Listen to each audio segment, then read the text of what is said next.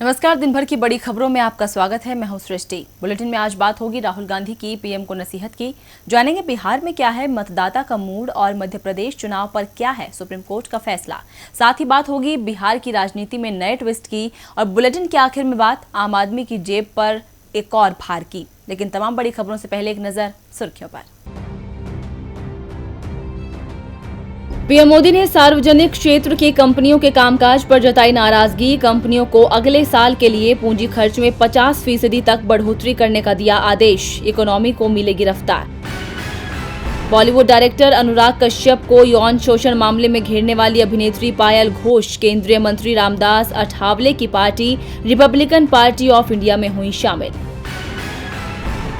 मध्य प्रदेश में विधायकों के पार्टी छोड़ने को लेकर कांग्रेस में मचा हड़कंप। पूर्व सीएम कमलनाथ ने बीजेपी को लिया आड़े हाथों। कहा, कांग्रेस विधायकों को ऑफर दे रही है बीजेपी। राजस्थान नगर निगम चुनाव के लिए बीजेपी ने जारी किया विजन डॉक्यूमेंट। बीजेपी ने जनता से किए 40 वादे। 29 अक्टूबर को होगा मतदान। और हफ्ते के पहले कारोबारी दिन लाल निशान पर बंद हुआ शेयर बाजार। सेंसेक्स 540 अंक की गिरावट के साथ 40,145 पर बंद। निफ्टी 162 अंक की गिरावट के साथ 11,767 पर हुआ बंद। सुर्खियों के बाद अब बात आज की सबसे बड़ी खबर की। पंजाब में अन्नदाताओं का कृषि कानून के खिलाफ गुस्सा एक बार फिर फूट पड़ा है। कल विजयादशमी के मौके पर पंजाब में किसान यूनियन के नेताओं ने रावण के पुतले पर पीएम मोदी का मुखौटा लगा दिया। इस घटना के बाद राहुल गांधी ने भी सरकार को नसीहत दी है। वहीं बीजेपी के अध्यक्ष ने भी इस घटना के पीछे कांग्रेस को ही जिम्मेदार ठहरा दिया है। इसी खबर पर चर्चा के लिए हमारे साथ मौजूद है राजीव जी। स्वागत है राजीव जी आपका। आइए चर्चा से पहले देखें ये रिपोर्ट। पिछले कई दिनों से अन्नदाता सरकार से नाराज हैं, जिसकी वजह से सरकार द्वारा हाल ही में बनाया गया कृषि कानून, जिसे लेकर देश भर में अन्नदाताओं का गुस्सा देखा जा सकता है। पंजाब में खासतौर पर कुछ ज्यादा ही गुस्सा देखा जा रहा है। लेकिन मोदी सरकार भी अपने फैसले से टस से मस नहीं हो रही। उल्टे सरकार की तरफ से इस कानून के फायदे गिनाए जा रहे हैं। इस बीच पंजाब में कई जगहों पर किसानों ने विजयादशमी के मौके पर रावण के पुतले की जगह प्रधानमंत्री और कृषि संबंधित कानूनों की प्रतियों का पुतला बनाया। इस घटना पर राहुल गांधी ने पीएम मोदी को आड़े हाथों लिया और उन्हें नसीहत दी है। उन्होंने कहा कि कृषि कानून को लेकर पंजाब के किसानों में काफी गुस्सा है। ऐसे में प्रधानमंत्री को उनके बीच जाकर उनकी बात सुननी चाहिए, जिसके बाद अब सियासी घमासान शुरू हो गया है। राहुल गांधी के ट्वीट के बाद बीजेपी अध्यक्ष जेपी नड्डा ने राहुल गांधी को तंज भरे लहजे में कहा कि कांग्रेस से उन्हें ऐसी ही उम्मीद थी। बीजेपी अध्यक्ष जेपी नड्डा ने ट्वीट किया कि राहुल गांधी के निर्देश पर पंजाब में पीएम मोदी के पुतले बनाकर शर्मनाक ड्रामा हुआ, लेकिन उन्हें ऐसी ही उम्मीद थी। नेहरू गांधी खानदान ने कभी भी प्रधानमंत्री पद का आदर नहीं किया। यूपीए के शासन में 2004 से 2014 के बीच भी पीएम पद को संस्थागत तरीके से कमजोर किया गया था। अब पंजाब के किसानों से गुस्से को लेकर भी सियासत तेज होती जा रही है। बीजेपी इसके पीछे कांग्रेस का हाथ बता रही है, तो कांग्रेस इसे किसानों का गुस्सा बता रही है। अब देखना है कि कृषि बिल पर सियासी लड़ाई कहां तक जाती है। राजीव जी, पंजाब के अन्नदाता काफी समय से कृषि बिलों का विरोध कर रहे हैं। रेलवे ट्रैक पर धरना दिया जा चुका है। अब दशहरा पर्व पर रावण के मुखौटे पर पीएम का पोस्टर लगाने की घटना सामने आई है। ये अन्नदाताओं का गुस्सा है या सिर्फ राजनीति, जैसा बीजेपी के अध्यक्ष जेपी नड्डा दावा कर रहे हैं? जी सृष्टि, मोदी जी के शासन में कई ऐसी बातें हो रही हैं जिन्हें देखकर कहना ही पड़ता है कि मोदी हैं तो मुमकिन है।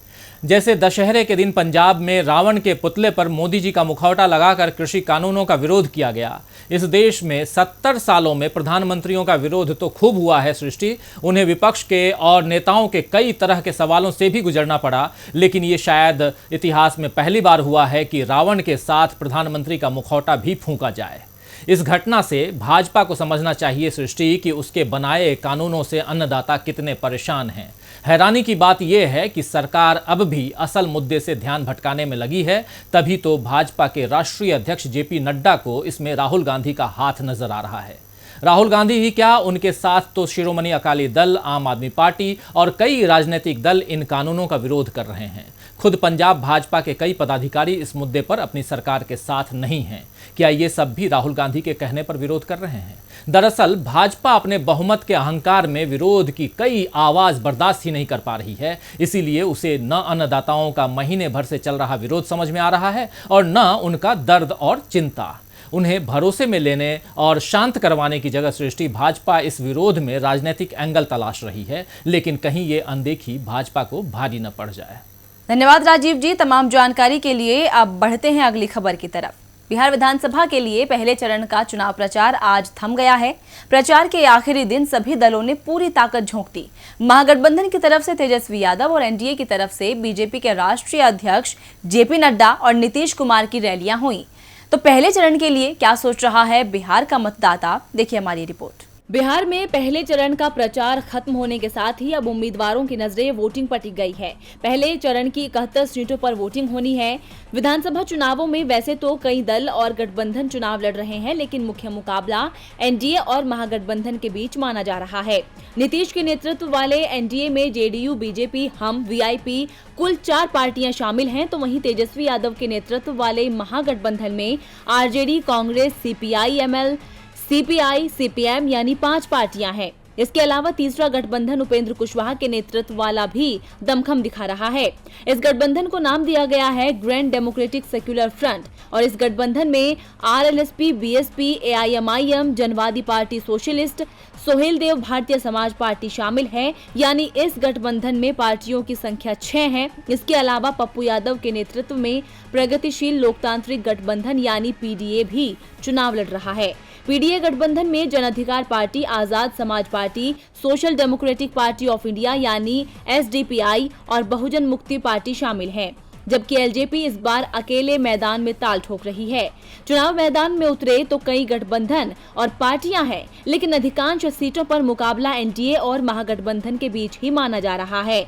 कई सीटों पर त्रिकोणीय और चतुष्कोणीय मुकाबला भी है। एनडीए के लिए प्रधानमंत्री नरेंद्र मोदी की 3 रैलियां हुई, तो महागठबंधन के लिए राहुल गांधी की 2 रैलियां हुई। इसके अलावा तेजस्वी यादव, नीतीश कुमार, जेपी नड्डा, चिराग पासवान ने कई रैलियां की और अपने गठबंधन और दल के लिए वोट मांगा।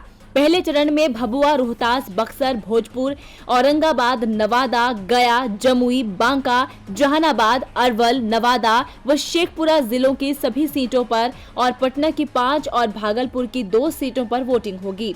पहले चरण की 16 जिलों की 71 सीटों पर होने वाले चुनाव के लिए एनडीए और महागठबंधन ने सभी सीटों पर उम्मीदवार उतारे हैं। कुल 2,14,06,096 मतदाता 1,066 उम्मीदवारों की किस्मत का फैसला करेंगे। स्वास्थ्य मुसीबत के बीच चल रहे चुनाव में इस बार कई बदलाव भी देखने को मिले हैं। मतदान के समय भी तमाम इंतजाम किए गए हैं। सोशल डिस्टेंसिंग का पालन जरूरी होगा। इसके साथ ही मास्क, दस्ताने का भी इस्तेमाल वोटिंग दौरान दिखेगा। ऐसे में ये भी देखना होगा कि मतदाता किस तादाद में वोट डालने के लिए पोलिंग बूथ तक पहुंचते हैं। बिहार में पहले चरण का प्रचार थम गया है। अब नेता दूसरे चरण के चुनाव वाले हिस्सों में प्रचार में तेजी आएगी। वैसे अब मध्य प्रदेश में भी प्रचार का शोर फिर सुनाई देगा। मध्य प्रदेश में 28 सीटों पर होने वाले उपचुनाव से पहले सुप्रीम कोर्ट ने बड़ा फैसला लिया है। 3 नवंबर को होने वाले चुनाव से पहले सुप्रीम कोर्ट के फैसले से राजनीतिक पार्टियों को जरूर राहत मिलेगी। क्या है कोर्ट का फैसला, आइए देखते हैं। मध्य प्रदेश हाईकोर्ट ने महामारी के खतरे को देखते हुए फिजिकल इलेक्शन कैंपेनिंग पर रोक लगा दी थी। कोर्ट ने कहा था कि नेता सिर्फ इंटरनेट के माध्यम से वर्चुअल कैंपेनिंग करेंगे, जिसके बाद हाईकोर्ट के इस आदेश को बीजेपी प्रत्याशी ने सुप्रीम कोर्ट में चुनौती दी थी। अब सुप्रीम कोर्ट ने हाईकोर्ट के फैसले पर रोक लगा दी है। जी हाँ, मध्य प्रदेश में 28 सीटों को लेकर होने वाले उपचुनाव को लेकर सुप्रीम कोर्ट ने अहम फैसला लिया है। सुप्रीम कोर्ट के फैसले के बाद नेता अब जनता के बीच जाकर वोट मांग सकेंगे। दरअसल बीजेपी प्रत्याशी प्रद्युमन सिंह तोमर ने सुप्रीम कोर्ट में हाई कोर्ट के फैसले को चुनौती दे दी। सुप्रीम कोर्ट ने अपने फैसले में कहा था कि सभी प्रत्याशी अपनी बात चुनाव आयोग को नए सिरे से बता सकते हैं और चुनाव आयोग इस पर नोटिफिकेशन जारी करेगा। जबकि इसके पहले जबलपुर हाई कोर्ट की एक बेंच ने उपचुनाव को लेकर आयोजित की जाने वाली सभाओं पर रोक लगा दी थी, जिसके बाद एमपी में सीएम शिवराज चौहान की सारी सभाएं निरस्त कर दी गईं। लेकिन अब चुनाव के लगभग 1 हफ्ते पहले सुप्रीम कोर्ट के इस फैसले से राज्य के सभी दलों के उम्मीदवारों को बड़ी राहत मिलेगी। बता दें कि मध्य प्रदेश में 28 विधानसभा सीटों के लिए होने वाले उपचुनाव के तहत आगामी 3 नवंबर को मतदान होना है। मध्य प्रदेश में तो राजनीतिक पार्टियों को राहत मिलती नजर आ रही है, लेकिन केंद्र सरकार को विपक्ष की तरफ से राहत मिलती नजर नहीं आ रही है।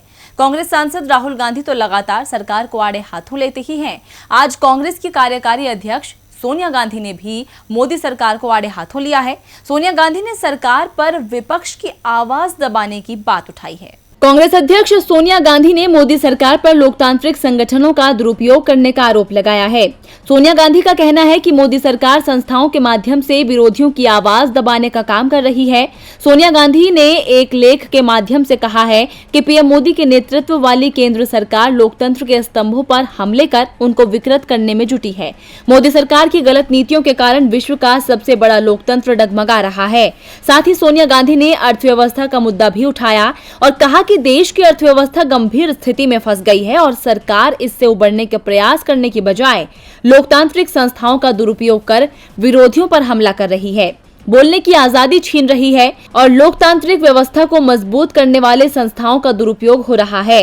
यानी उनके शब्दों से साफ है कि सरकार ने पूरे तंत्र को ही बर्बाद कर दिया है। इतना ही नहीं, सोनिया गांधी ने जांच एजेंसियों का इस्तेमाल विपक्ष को डराने और धमकाने के लिए किए जाने का भी आरोप सरकार पर लगाया है। साथ ही कहा कि सरकार का निशाना विपक्ष के नेता हैं और सीबीआई और आईएनए जैसी जांच एजेंसियां प्रधानमंत्री और गृह मंत्री के इशारे पर काम कर रही हैं।